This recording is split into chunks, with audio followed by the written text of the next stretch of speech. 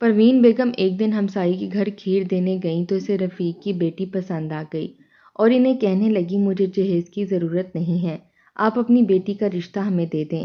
رفیق اور شکیلا نے فوراً ہاں کر کے بیٹی کو بیاہ دیا، لیکن شادی کے کچھ عرصے بعد پروین کی دوسری بہو ٹرک بھر کر جہیز لائی اور پھر پہلی بہو کو تانے ملنے شروع ہو گئے۔ وہ صبر کر کے سن لیتی اور پروین کے دل میں لالچ بڑھنے لگا تو اس نے کہا کہ ابا کو بولو جہیز میں میرے بیٹے کو اپنا مکان دے دیں اور وہ مرنے تک وہاں رہ لیں۔ تو بہو فوراً گھر گئی تو رفیق نے 3 گدھا گاڑیاں لیں اور محلے والوں کو سوار کر کے لے گیا اور دروازے پر جا کر لا نورین جلدی سے مجھے کٹوری کے اندر کھیر ڈال کر دے، میں رفیق صاحب کو بھی دے کر آؤں جو 3 گلیاں چھوڑ کر پیچھے رہتے ہیں، جن کا محلے میں سب سے بڑا اور شاندار گھر ہے۔ آخر انہیں بھی تو پتہ چلے کہ ہمارے سفیان کی سرکاری نوکری لگ گئی ہے اور ہم بھی ان سے کم نہیں ہیں۔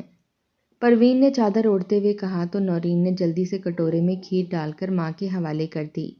آج پروین نے سفیان کی نوکری لگنے کی خوشی میں پورے محلے میں کھیر بانٹی تھی۔ کھیر کی کٹوری لے کر وہ جلدی جلدی رفیق صاحب کے گھر کے سامنے جا پہنچیں۔ رفیق صاحب نے اپنی نوکری کے زمانے میں یہ شاندار گھر بنوایا تھا، بہت خوبصورت اور محلے میں سب سے بڑا۔ پروین بیگم کو یہ گھر بڑا ہی پسند تھا۔ انہوں نے دروازے پر لگی گھنٹی بجائی۔ تھوڑی دیر کے بعد رفیق صاحب کی بیوی نے دروازہ کھول دیا۔ ارے ارے پروین بہن اندر آ جاؤ، خیر تو ہے؟ رفیق صاحب کی بیوی نے کہا تو پروین لپک کر اندر داخل ہو گئی۔ سفیان کی اتنی اچھی نوکری لگی ہے ماشاءاللہ سے، 80,000 روپے تنخواہ ہے۔ اب تو ہمارے دن پھر جائیں گے۔ پہلے ان کے ابا کے مرنے کے بعد ہم نے جو مشکل وقت دیکھا ہے بس اب وہ ختم ہو جائے گا، پروین بیگم نے جتانے والے انداز میں کہا تو رفیق صاحب کی بیوی مسکرا دیں۔ وہ سنجیدہ سی خاتون تھیں۔ انہوں نے پروین کے ہاتھ سے کھیر کا کٹورا لے لیا اور آواز لگائی، فاطمہ، ارے فاطمہ جلدی سے باہر آؤ، آنٹی کھیر لائی ہیں، یہ کچن میں جا کر رکھ دو اور انہیں کٹوری دھو کر دے دو۔ شکیلا بیگم کی آواز پر اندر کچن سے فاطمہ نکلی۔ پروین بیگم نے یوں ہی نگاہ اٹھائی اور پھر تو جیسے ان کی نظر پلٹنا ہی بھول گئی۔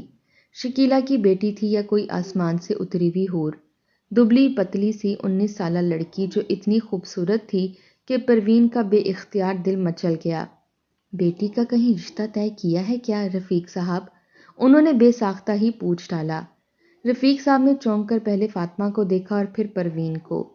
نہیں بہن، ابھی تو ہماری بیٹی پڑھ رہی ہے اور دوسرا میرے پاس ابھی اس کی شادی کرنے کی گنجائش نہیں ہے، اس لیے اس کا کہیں رشتہ طے نہیں کیا۔ ریٹائرمنٹ سے جو کچھ ملا تھا وہ گھر کی تعمیر پر لگا دیا۔ اب دعا ہے کہ اللہ کوئی سبب بنائے تو بیٹی کی رخصتی کروں گا۔ رفیق صاحب کی بات پر پروین اچانک بول پڑی، ارے اگر ایسی بات ہے تو آپ میرے بیٹے سفیان سے اپنی فاطمہ کا بیاہ کر دیں، ہمیں جہیز کا کوئی لالچ نہیں، آپ بالکل شادی میں خرچ مت کریں، ہم 4 لوگ لے کر آئیں گے، آپ انہیں کھانا کھلا دیجیے گا بس، اور ہم اپنی بیٹی کو بیاہ کر لے جائیں گے۔ پروین نے تو جلد بات ہی طے کر دی۔ رفیق صاحب حیران رہ گئے، وہ منع کرنا چاہتے تھے مگر پروین نے تو ان کی چوکٹ ہی پکڑ لی۔ اس نے اتنی رٹ لگائی کہ انہیں بغیر جہیز کے فاطمہ کو بیاہ کر لے جانے پر کوئی اعتراض نہیں کہ رفیق صاحب نے مجبور ہو کر فاطمہ کی رخصتی کر دی۔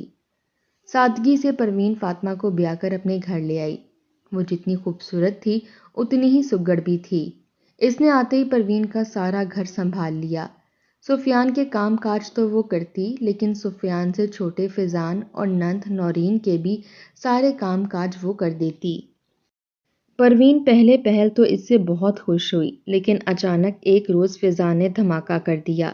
اس نے اپنے دفتر میں کام کرنے والی کسی لڑکی کو پسند کر لیا تھا۔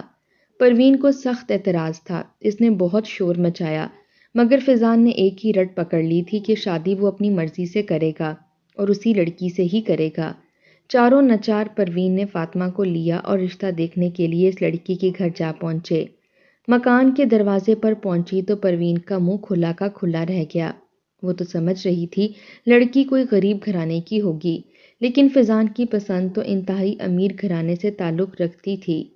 پروین کھلے منہ کے ساتھ اندر داخل ہوئی۔ بڑا شاندار سا گھر تھا۔ پورچ میں 2 گاڑیاں بھی کھڑی ہوئی تھیں۔ سامنے سے ایک بھاری بھرکم سی عورت نما لڑکی چلتی ہوئی آتی نظر آئی۔ اس نے پروین کو سلام کیا۔ فیضان نے جھک کر پروین کے کان میں سرگوشی کی، اماں یہی ہے شمائلہ جس سے مجھے شادی کرنی ہے۔ پروین ہکا بکا رہ گئی، مگر گھر کی شان و شوکت دیکھ کر اس کا دل کچھ موم ہو گیا تھا۔ شمائلہ پروین کو اندر لے گئی، اس کے والدین بھی آ کر بیٹھ گئے تھے۔ شمائلہ شکل و صورت میں بے حد معمولی سی تھی، جبکہ پروین کا فیضان بے حد خوبصورت تھا۔ شاید یہی وجہ تھی کہ شمائلہ کو وہ پسند آ گیا تھا۔ پروین نے نہ چاہتے ہوئے بھی برا سا منہ بنا کر شمائلہ کا رشتہ مانگ لیا، اور اس کے والدین تو جیسے تیار ہی بیٹھے تھے، انہوں نے فوراً شادی کی تاریخ بھی دے ڈالی۔ پروین شمائلہ کے گھر سے واپس آئی تو اس کے منہ پر شمائلہ اور اس کے گھر والوں کی تعریفوں کے پل بندھے ہوئے تھے۔ ایسا شاندار کھانا کھلایا ہمیں، ایک کی بجائے 10 ڈشیں انہوں نے ہمارے سامنے رکھ دیں۔ اتنا شاندار اہتمام دیکھ کر تو میرا دل ہی خوش ہو گیا۔ پروین گھر آ کر سفیان اور نورین کو بتا رہی تھی۔ فاطمہ نے بھی کہا، ہاں امی، سب کچھ بہت اچھا تھا۔ پروین نے چونک کر اس کی جانب دیکھا اور کہا، اے لو، تمہیں کیا پتا کہ اچھا تھا یا برا؟ تمہارے گھر والوں نے تو ہمیں سوکھے چائے پانی پر ٹرکھا دیا۔ دھولے والوں کی کیسی آؤ بھگت ہوتی ہے وہ تو میں نے آج دیکھا ہے۔ پروین نے طنزیہ ہنسی ہنس کر کہا تو فاطمہ چپ سی رہ گئی۔ سب لوگ شادی کے موضوع پر بڑھ چڑھ کر باتیں کرنے لگے۔ شمائلہ کے گھر والوں نے بری میں جوڑے لانے سے منع کر دیا تھا، بلکہ ان کا کہنا تھا کہ جہیز کے سامان کے ساتھ وہ لوگ بری کا سامان بھی خود ہی بنا لیں گے۔ یہ تو پروین کے لیے اور بھی اچھی خبر تھی۔ اب تو وہ شمائلہ کے مزید وارے صدقے جانے لگی۔ ہر دوسرے تیسرے دن وہ شمائلہ کے گھر جا موجود ہوتی، اور جب واپس آتی تو اس کے منہ پر ان کی تعریفوں کے انبار ہوتے۔ شادی کا دن آن پہنچا۔ بارات لے جانے سے ایک دن پہلے شمائلہ کا سامان آ جانا تھا۔ گھر والے صبح سے ہی تیاری کر کے بیٹھے ہوئے تھے۔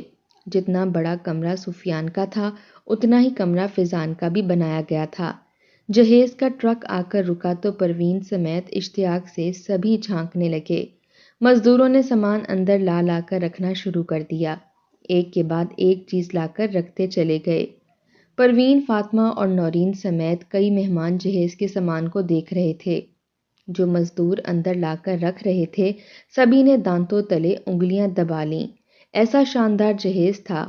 شمائلہ کے گھر والوں نے مضبوط لکڑی کا بنایا ہوا تھا۔ اعلیٰ ترین فرنیچر تھا، صوفہ سیٹ، ایک سے ایک برتن اور الیکٹرانکس کی تمام چیزیں، واشنگ مشین، فریج، یہاں تک کہ شمائلہ کے گھر والوں نے اسے 2 ٹن کا اے سی بھی دیا تھا۔ پروین تو رجھ گئی۔ فاطمہ خاموشی سے کھڑی سارا سامان اندر لاتے ہوئے دیکھ رہی تھی۔ فیضان کا کمرہ چھوٹا پڑ گیا۔ اتنا سامان تھا کہ پروین کے پورے گھر میں جگہ جگہ سامان رکھا گیا، لیکن اس کے باوجود وہ پورا نہ آ رہا تھا۔ ایسی ہوتی ہیں شادیاں، ایسا شاندار جہیز دیا جاتا ہے دلہن کو۔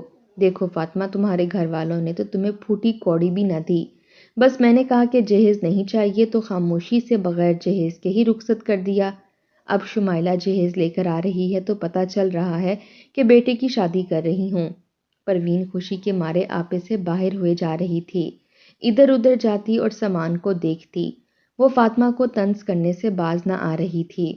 فاطمہ نے اچنبے سے ساس کو دیکھا۔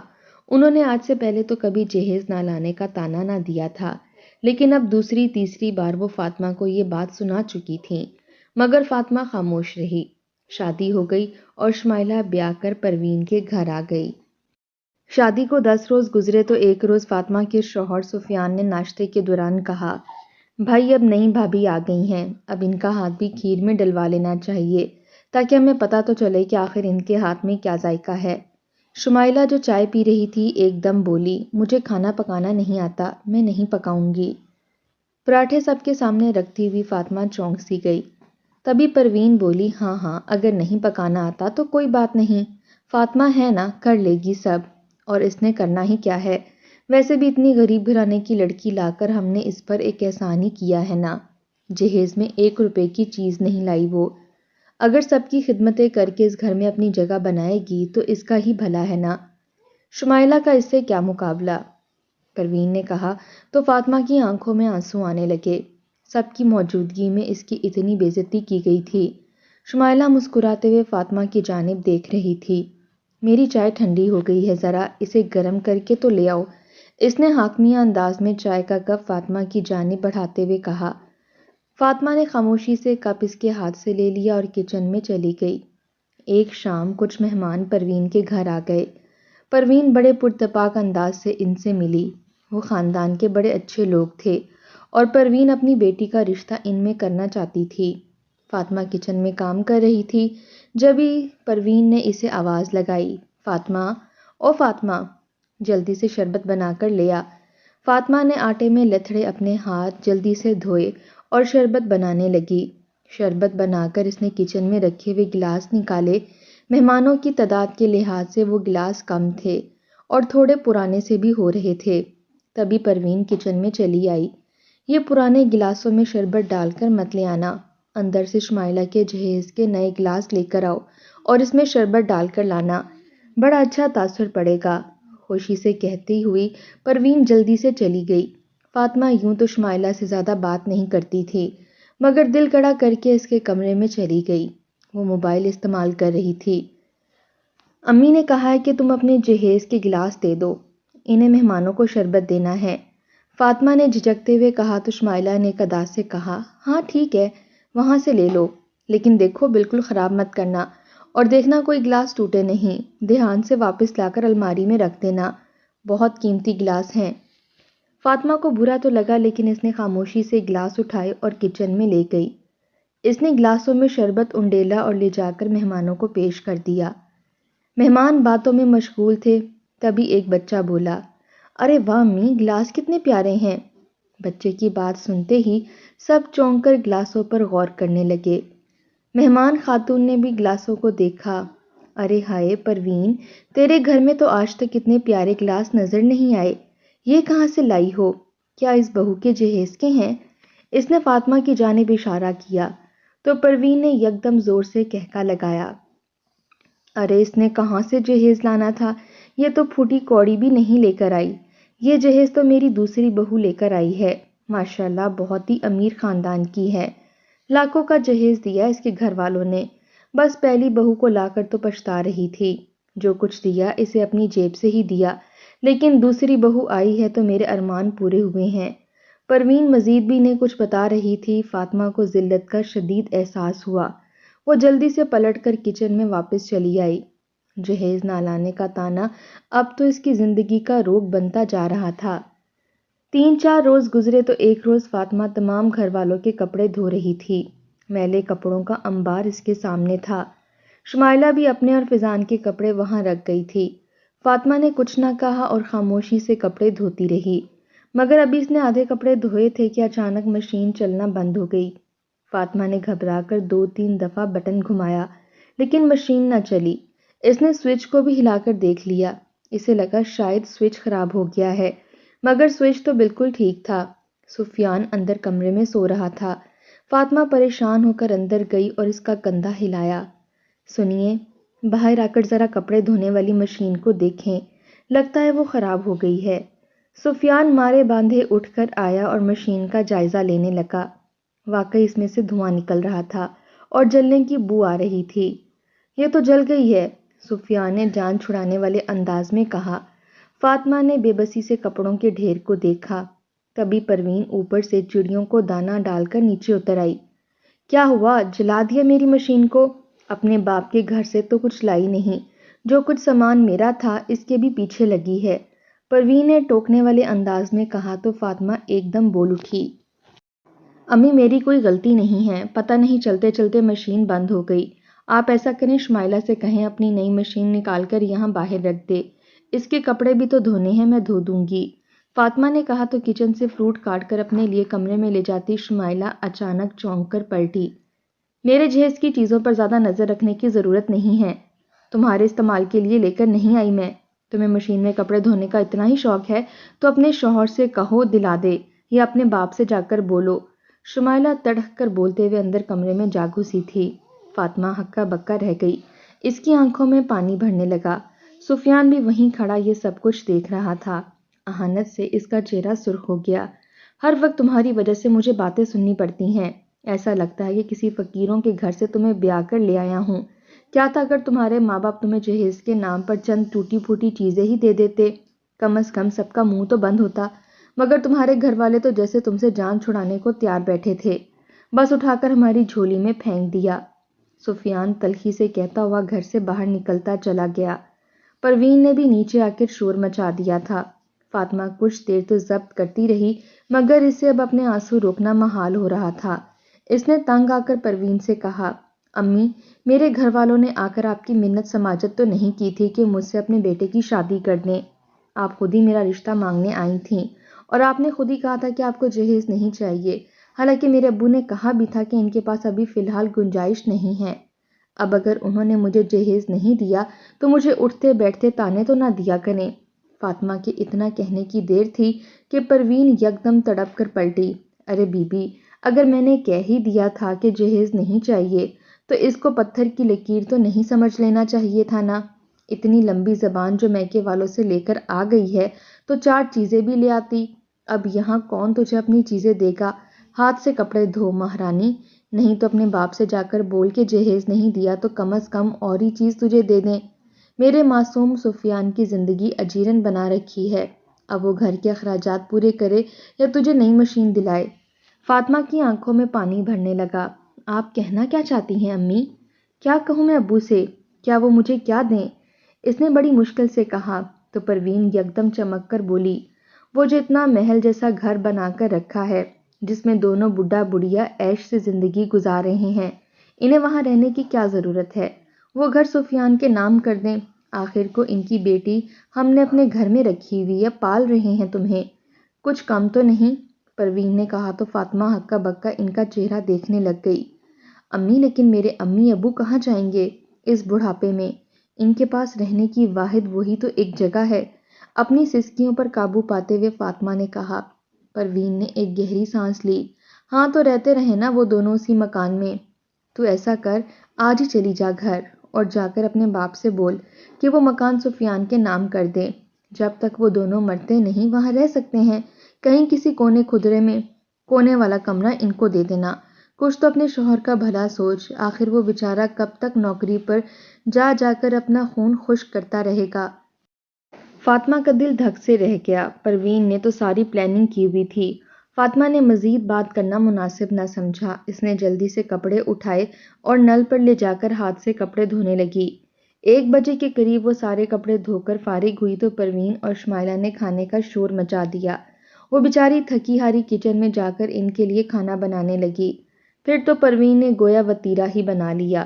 وہ اٹھتے بیٹھتے فاطمہ کو جہیز نہ لانے اور غریب کے گھر کی ہونے کا طعنہ دیتی رہتی۔ فاطمہ کبھی جواب دیتی اور کبھی خاموشی سے رونے لگتی۔ صرف پروین یہ سب کہتی تو الگ تھا، مگر اب تو سفیان نے بھی اٹھتے بیٹھتے اسے یہی طعنے دینے شروع کر دیے تھے۔ فاطمہ صبر کر کے جیتی رہی، لیکن اپنے ماں باپ کے گھر نہ گئی۔ لیکن تبھی وہ ہو گیا جس کا خود فاطمہ کو بھی اندازہ نہیں تھا۔ شمائلہ کے صوفے باہر برآمدے میں رکھے گئے تھے، کیونکہ گھر چھوٹا تھا اور مزید کسی کمرے میں صوفے رکھنے کی گنجائش نہیں تھی۔ اس روز تابڑ توڑ بارش برسی۔ مغرب کے بعد بادل برسنا شروع ہوئے تو شام پڑتے ہی سب اپنے اپنے کمروں میں جا گھسے، کیونکہ بارش کے ساتھ ہی سخت سردی پڑنے لگ گئی تھی۔ کسی کو خیال ہی نہ آیا کہ باہر برآمدے میں پڑے ہوئے صوفوں کو پلاسٹک سے ڈھک دیا جائے۔ برآمدے کی چھت تو تھی لیکن سامنے صحن کھلا تھا جہاں سے بارش کی تیز بچھاڑ اندر آتی رہی، اور صبح جب شمائلہ کمرے سے نکلی تو اس کے صوفے آدھے آدھے پانی سے بھیگ چکے تھے۔ شمائلہ کے حلق سے ایک دل سوز چیخ نکلی، امی، امی جلدی ادھر آئیں، دیکھیں میرے اتنے مہنگے صوفوں کا کیا حشر کیا ہے بارش نے۔ اگر آپ لوگوں کے گھر میں اتنی گنجائش ہی نہیں تھی تو پہلے ہی بتا دینا تھا، میرے والدین اتنا قیمتی اور مہنگا جہیز نہ ہی دیتے۔ آپ لوگوں کو تو عقل ہی نہیں ہے کہ مہنگا سامان رکھتے کیسے ہیں۔ سارے صوفے میرے برباد کر کے رکھ دیے ہیں۔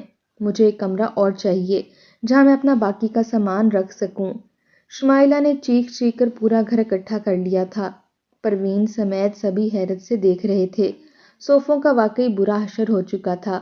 فیضان بھی کمرے سے نکلا، امی، اب کمرے میں ہمارا گزارا نہیں ہوتا، ہمیں ایک اور کمرہ چاہیے، فیضان نے 2 ٹوک انداز میں کہا۔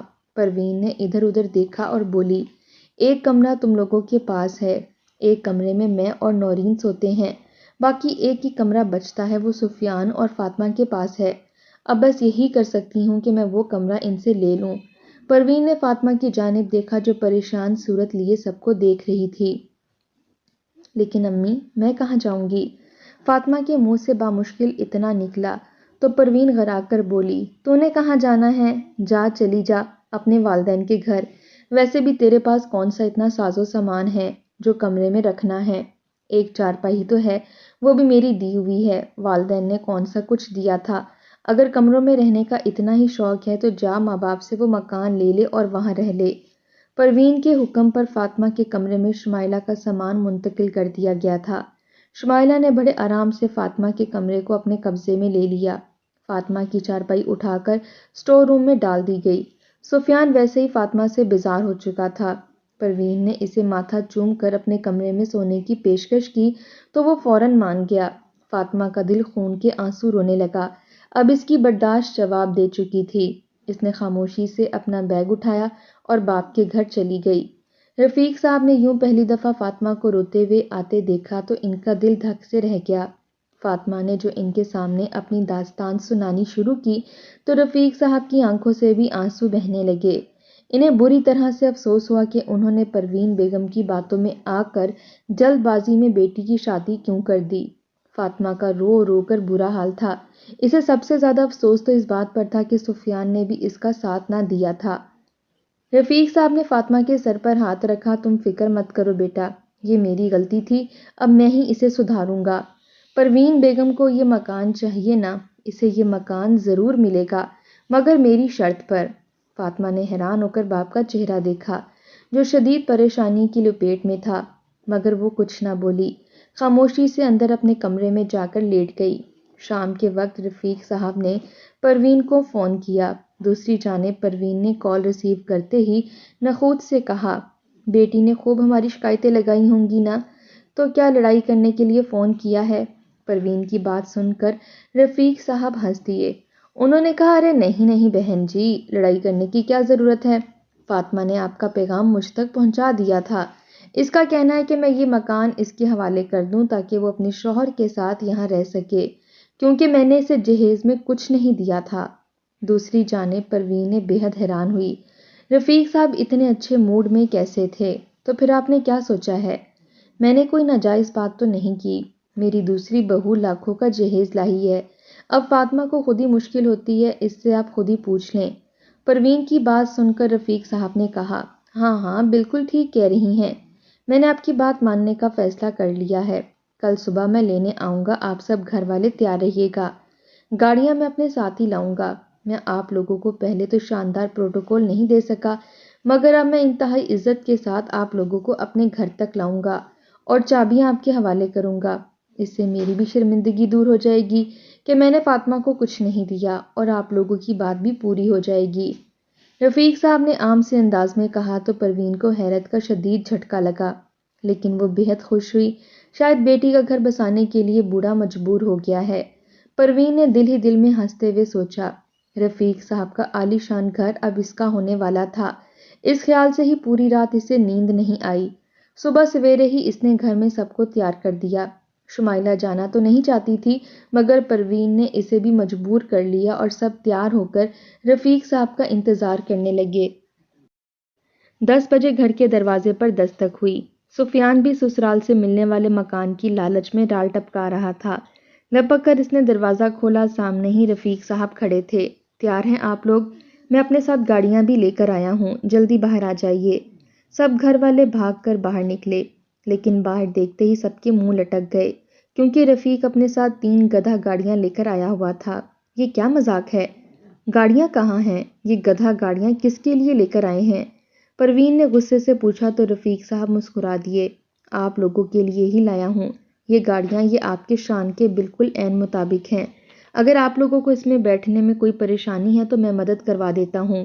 رفیق نے ایک جانب اشارہ کیا، وہاں پولیس وین کھڑی تھی اور اس میں سے پولیس والے اتر کر آ رہے تھے۔ پولیس والے انسپکٹر نے رفیق صاحب کو دور سے سلام کیا، وہ ان کا پرانا واقف کار تھا۔ اچانک ہی پروین کو یاد آیا کہ رفیق صاحب تو فوج میں ملازم رہ چکے تھے، اب تو ان کی جان پر بن آئی۔ پولیس والے پاس آ کر کھڑے ہو گئے تھے، جہیز مانگتے ہو اور جہیز کی وجہ سے بہو کو گھر سے نکالتے ہو، شرم نہیں آتی؟ گدھا گاڑیوں میں چپ کر کے بیٹھ جاؤ، ورنہ تم سب کو تھانے لے جا کر بند کر دوں گا۔ پروین سمیت سب گھر والوں کے چھکے چھوٹ گئے۔ پولیس والے سر پر کھڑے تھے، نہ چاہتے ہوئے بھی پروین اور اس کے گھر والے گدھا گاڑیوں کے پیچھے بیٹھ گئے۔ شرم کے مارے پروین زمین میں گڑی جا رہی تھی۔ رفیق صاحب خود اپنی موٹر سائیکل پر آگے آگے چلنے لگے۔ گھر تو 3 گلیوں کے فاصلے پر تھا، مگر رفیق صاحب نے انہیں سارے محلے میں پھرایا۔ سب بچے اور افراد نکل نکل کر انہیں دیکھنے لگے۔ جو بھی پوچھتا پولیس والے زور سے آواز لگا کر کہتے، ان لوگوں نے بہو سے جہیز مانگا تھا اور اسے گھر سے نکال دیا، جس کی وجہ سے آج ان کے ساتھ یہ سلوک ہو رہا ہے۔ خیر، رفیق صاحب ان کو اسی طرح گلیوں میں گھماتے ہوئے اپنے گھر تک لے گئے۔ شرمندگی سے پروین کا برا حشر ہو رہا تھا۔ گھر کے سامنے پہنچتے ہی سب نیچے اترے تو رفیق صاحب نے کہا، اب میں اپنی بات کی طرف آتا ہوں۔ پروین نے مجھ سے یہ گھر مانگا تھا تو میں یہ گھر دینے پر تیار ہوں۔ پروین چونکی، ضلالت تو اپنی جگہ، لیکن چلو گھر تو ملنے ہی والا تھا۔ رفیق صاحب نے اندر منہ کر کے آواز لگائی، فاطمہ، فاطمہ ذرا باہر آنا۔ اندر سے فاطمہ باہر آئی تو رفیق صاحب نے ہاتھ میں پکڑی ہوئی گھر کی چابی اس کے ہاتھ میں دے دی۔ آج میں یہ گھر تمہارے نام کرتا ہوں، کیونکہ تم میری اکلوتی اولاد ہو۔ اب یہ تمہاری مرضی ہے کہ تم اپنے ساتھ اپنے سسرال والوں کو رکھنا چاہو یا نہ رکھنا چاہو۔ یہ سب لوگ جو پہلے تمہیں بے عزت کر کے اپنے گھر سے نکال چکے ہیں، کیا اس لائق ہیں کہ تم انہیں اپنے گھر میں جگہ دو گی؟ رفیق صاحب نے پوچھا تو فاطمہ حیرت سے چند لمحے چابی کو دیکھتی رہی اور پھر مسکرا دی۔ تحفہ دینے کا شکریہ ابو، یہ جہیز سے کئی اچھا تحفہ ہے، لیکن جن لوگوں نے صرف جہیز نہ لانے پر مجھے اپنے گھر سے نکال دیا اور مجھے ہر وقت ذلیل کیا، میں ایسے لوگوں کے ساتھ مزید نہیں رہنا چاہتی۔ فاطمہ کی بات اٹل تھی۔ رفیق صاحب مسکرائے۔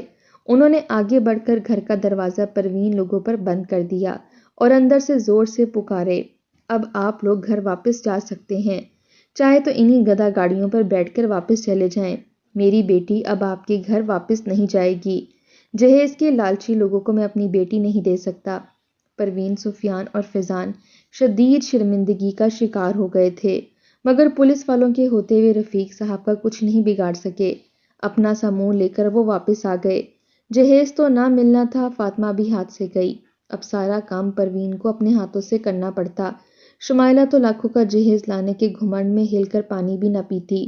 پروین جو پہلے بیٹھے بٹھائے آرڈر دیا کرتی تھی، اب سارا دن ملازمہ بنی رہتی اور افسوس کرتی کہ کاش جہیز کے لالچ کی بجائے فاطمہ کی سیرت کی قدر کر لیتی تو اچھا ہوتا۔